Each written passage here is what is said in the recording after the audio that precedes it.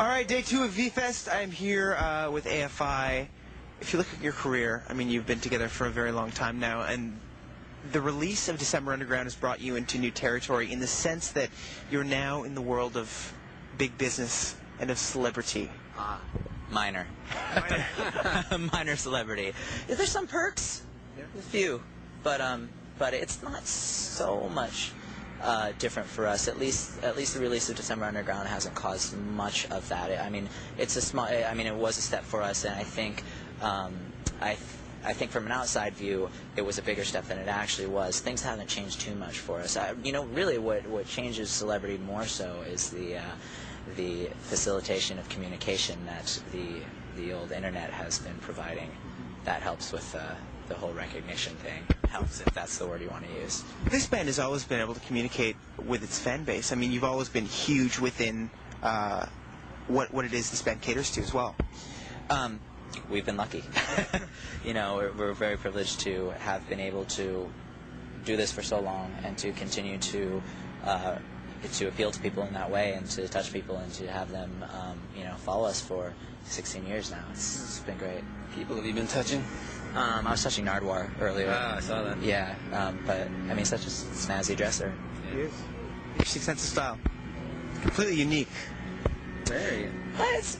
It's very golf inspired. Yes, it is. You know, I can see that sort of the golf series on the runway, if you want. Where I was getting at before, we're talking about kind of the access to the celebrityism, and not so much the actual of celebrity life. I just mean kind of like you get access now to the parties that not many people get into. You get to see that kind of world from the inside out, and I always imagine it to be a very strange environment for a band like this to be in. A lot of douchebags. Yeah? Yeah, but it's nice, you know, it's fun to go and be in that world a little bit, as long as you don't get caught up in it and become one of those douchebags. That's my words of wisdom on that. That's good. That's good. Words of wisdom. That's good. Ever since this band has started releasing albums, every album has progressively gotten more and more dramatic, and I wonder, does your life actually mirror the drama on a lot of the albums? I try to not have it do so. You know, luckily the albums are a means of expression of that, and I think music should be very dramatic and you know, should be very emotional, and is a means for us to, you know, express, you know, those moments of our lives. I mean, we do live a different life than most people live. There is a lot going on in it that most people wouldn't have to experience or most people wouldn't think about, but some of it's there. Some of it's there. I don't want to make it out to be more than it is, but yeah, I mean, it's from an honest place. There was a time when this band was talking about lighter issues, I imagine. What was it? Especially with a nice way of putting it. Okay, I was 15. Well, especially, what can I say? And you know, in looking back at it, it's not something that I wish didn't exist. I'm glad it exists. It was the foundation to bring us to where we are today. And you know, I'm not necessarily embarrassed of it, but it's, you know, it's not who I am anymore. It's not who we are anymore, and it's not who we've. You know, it doesn't really speak as to what AFI has been for over 10 years now. But you know, when you're 15 years old, you have different concerns and different issues than when you're not 15 years old. Skateboarding, moms. Yeah, cereal. I want a mohawk, and my mom won't let me. Yeah, that wasn't even about me. Yeah. That was about my little brother. If you look in the lyrics, you see how old he was at the time. If you dive deep into the profoundness, the lines. Yeah, you gotta really get in there and figure that out. But yeah, I mean, it was a different time, and we were completely different.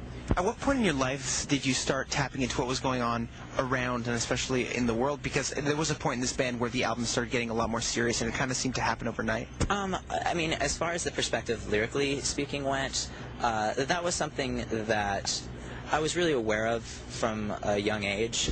Certainly my disconnect with a lot of the people that I felt around me was evident from you know, a time that I feel was earlier than it was for most people, if they ever have that disconnect. It being expressed through the lyrics was a matter of comfort for me. I really didn't feel as comfortable expressing myself in those ways and expressing those emotions at the onset of the band, and as I became more comfortable with writing and performing, those perspectives came out more frequently and in a more honest way.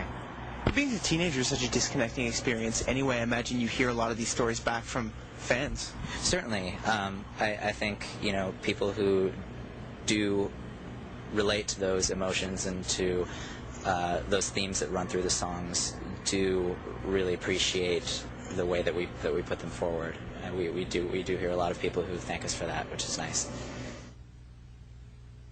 What's going on with Black Audio? We were just talking. We are mixing our record right now. Guy from England named Dave Bascom's mixing it, and we're going to be putting it out in late July, and it's great. We're excited about it. Yeah, so excited about it. Your relationship with electronic music started a couple years back, did it not? Well, it depends on what you mean by relationship. If you mean our fandom of it, it started from very, very young ages for both of us. I mean, I think I speak for both of us that we, started listening to, bands like Ministry and Skinny Puppy and Depeche Mode and the Pet Shop Boys and bands like that from very, very early on. That moved into, other genres of the broader electronic genre, being, whether it's Lords of Acid or, Paul Oakenfold, but we started working on the Black Audio project. We started talking about it years ago, like around Sing the Sorrow Time, but we finally just in the last 6 months really put it together, and it's cool, to do such a different thing, such a different sound, and we're going to play shows. There's going to be 2 of us on stage, and me playing keyboards is going to be a weird experience, something we've never done. We'll see, right? Is it important to kind of challenge yourselves? Because I imagine you get to a point where you could just continue to do this and it maybe wouldn't be as difficult. I don't know how much of a challenge it is for Jade. I mean, when we started, discussing this project years ago, immediately, he sat down and Jade can do anything. So he sat down and he's like, "Oh, here are these 6 songs that are amazing." And I was like, "Wow!" So just because I can do it. Yeah, yeah, exactly. And that continued on to this day with the programming and stuff. So I don't know. Is it a challenge for you? Controls like that. I think it's fun. It's an outlet from doing AFI and doing rock music to do something so different. Working on a computer instead of working on a guitar. It's I think I hope people are going to be excited about it. It's such a different sound. A lot of people like dancing these days. What do you think it is about people who are just more willing to shake their ass these days? Good for them. It's fun. I mean, that has a lot to do with where we were coming from. And, when, honestly, when I was sitting down with the music that you gave me and writing the melodies and the words and working on it, I was dancing around. I mean, truly. I mean, it must have looked ridiculous, but I really was. And same with tracking it. I'd be... Oh, I'm sorry. I'd be bopping around to the music, and I miss my cue to sing. But I think it's great that people are getting more into dancing. Why not? It's fun. It's cathartic. It's a good time, and it lets you just be who you are and not care about what anybody thinks, because dancing is ridiculous. I mean, it is. You just look silly no matter what. I mean, it's just. I mean, when it comes down to it, I mean, Justin Timberlake looks cool, but yeah. I look ridiculous. Okay, I look ridiculous when I dance, but it doesn't matter. You're just having fun. You doing it in the clothing line? Is that true? I am, yeah. It's called Payton, and it actually should be out August. I've been working on it for 2 years now. Yeah. The inspiration of which, because I don't want to offend you by any means, or I don't want you to take this the wrong way, but celebrity clothing lines are just such a cliche at this point that I mean. I completely agree, which is why actually I try not to talk about it too much, and then you're not going to see any posters of me, wearing it, and it's certainly not. It's not a T-shirt, hooded sweatshirt line. There's a lot of care being put into it. It's very stylish, but I mean, depending on what your style is, I don't know if you're going to like it or not. But it's a means for me to really create clothing that I love, which is something that I've been interested in for years. I've always had a particular taste, and I see things and say, oh, that would be perfect if this just changed or that just changed. So I'm doing it to be able to create what I would like to wear, I like to see people wear, and for people to enjoy it. It's a more left-forward line coming out of my perspective, which was based on my upbringing within so many different cultures, so many different scenes, but I'm trying to do it more quality than a lot of people have done in the past. But I just love it. I imagine at this point in your career as well, with the amount of success you've had, you get a lot of ideas thrown at you, like, hey, we've got this great idea, you could sell this car for us. Right, yeah. Well, I mean, we take it on an idea-by-idea basis. Like, if we feel something is appropriate, then we'll consider it, and if we feel it makes no sense, then we ignore it. The business side of the industry has changed as well. A lot of even big bands aren't making as much money as they used to selling records. How does that decision-making process work? I mean, obviously you want to make money doing what you do and be able to live, but at the same time you don't want to do stuff that doesn't make your souls feel good. This is music, and money. Oscar Wilde said that any kind of work of art that's motivated by wealth or desire for money is unhealthy. And if you start doing music based on how much you think you're going to sell and thereby make money, that's never going to turn out well for anyone. Not for your fans, not for you, not for your creativity. So you don't worry about that. Yeah, it's something